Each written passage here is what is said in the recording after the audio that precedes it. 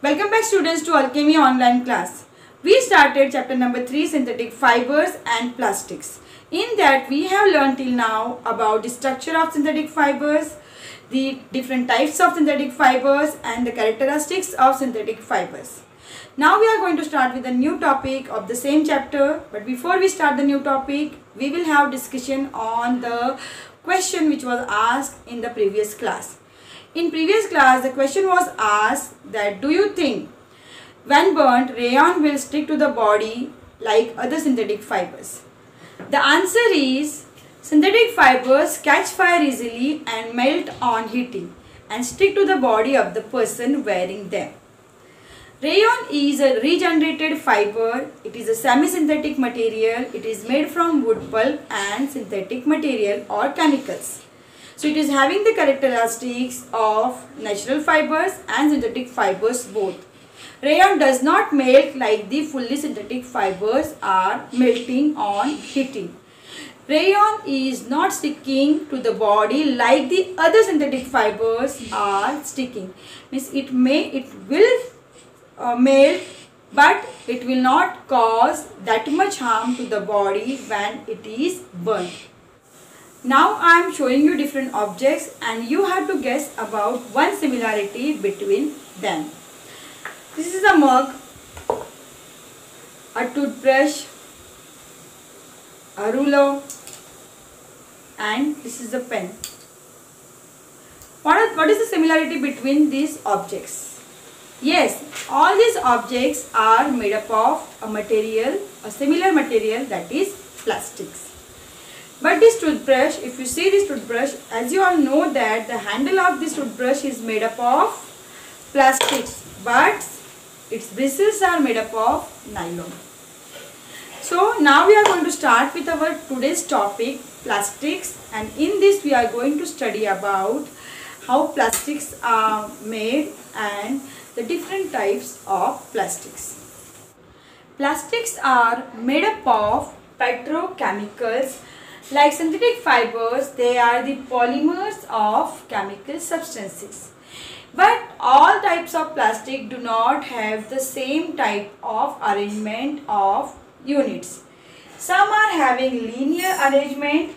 The monomers are arranged in one single line, while some are having the cross-link arrangement. You can see on the board they are having this type of little bit you can say complicated arrangement, while here it is a simple arrangement. They are in a line, and in cross-link they are having this type of arrangement. You must have seen many objects of plastics around you.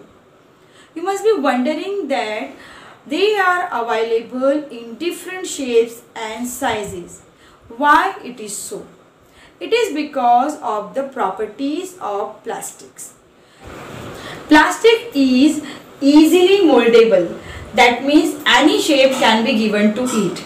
It is the material which can be recycled, reused, colored, melted, rolled into sheets or made into wires.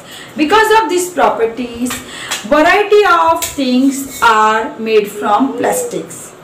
Now we are going to study about the different types of plastic based on its reaction with heat. There are two different types of plastics. One is thermoplastic and the other is thermosetting plastics. So we will study about thermoplastics and thermosetting plastics in detail, and we will find out what is the difference between them. You must have observed that certain plastic articles can bend easily, while certain will break when forced to bend. When you are adding hot water to a plastic bottle, it gets deformed. So such type of plastic which gets deformed on heating and can be bent easily are known as thermoplastics. For example, here polythene, PVC are the thermoplastics. These thermoplastics are generally the linear polymers, and when you heat these plastics, they get softened on heating and they can be molded into any shape. You can remold it, you can again heat it, soften it and can mold it again.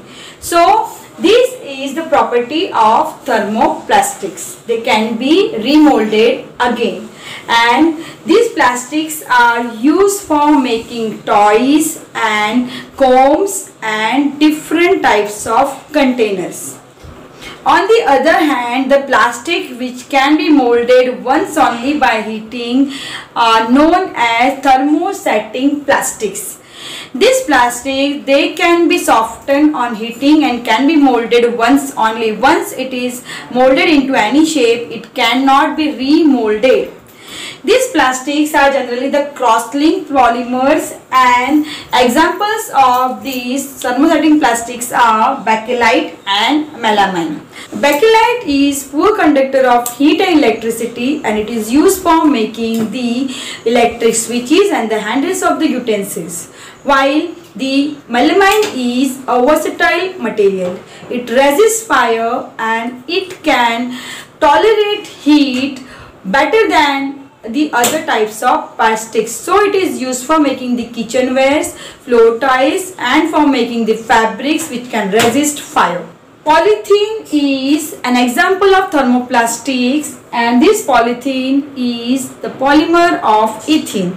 It is used for making the most commonly used polythene bags. PVC is polyvinyl chloride. This is the end of today's class. We will stop here and we will recapitulate whatever we have learned today. Today we have started with the topic plastics, and in that we have learned that plastics are having either linear or cross-linked arrangement in them. And these plastics are of two types, thermoplastics and thermosetting plastics.